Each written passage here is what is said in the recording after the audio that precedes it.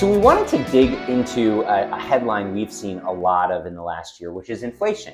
Yeah. The headline has been, it's going up, it's very high, and that's a real national trend.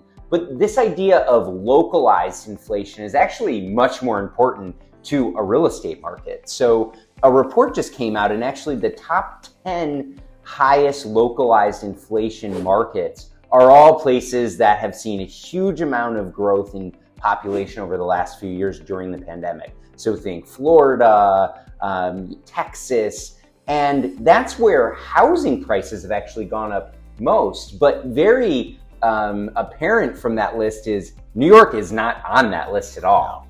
And so the localized inflation in our market has actually been quite low. And that's really resulted in this aspect of the market that we haven't talked a lot about, which is price increases are non-existent here, right? No. We've seen a stabilization of prices in the last, call it 18 months, or even decreases in prices based on a lack of demand. So that's really impacting inflation overall. Yeah, and this is, basic supply and demand economics, right. And we're seeing it play out in real time. And when you're looking hyper-local, again, like we've talked to some of our friends that are in Miami, and what they've told us is the cost of basic things, whether it's milk and eggs or it's lawn care and landscaping, has gone up. Gas has gone up an astronomical amount in a short amount of time. Yep. And it's just, you have more people there that are willing to pay more. Yeah, exactly. And we're very much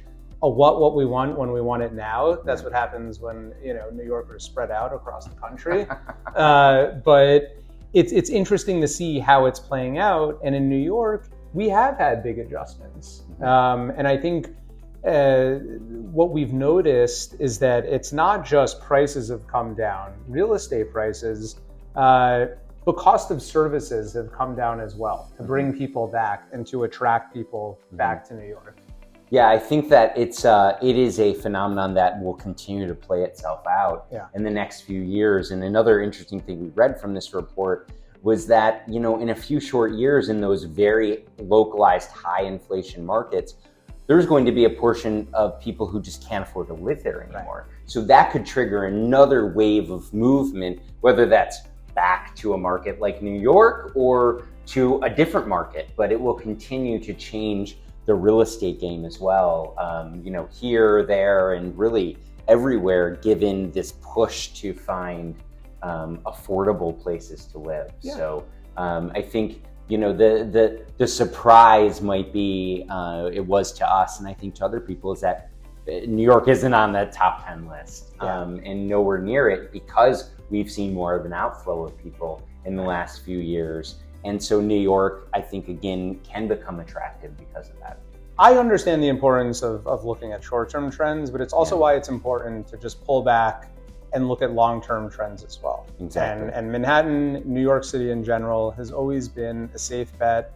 It's been the first market to recover, and I'm optimistic for what the future holds. Yeah, I am too, and these latest numbers, I think, really show us that. So, as always, we're always happy to chat about your specific situation, whether it's buying, selling, renting, or just catching up. We're always here and happy to chat. Thank you.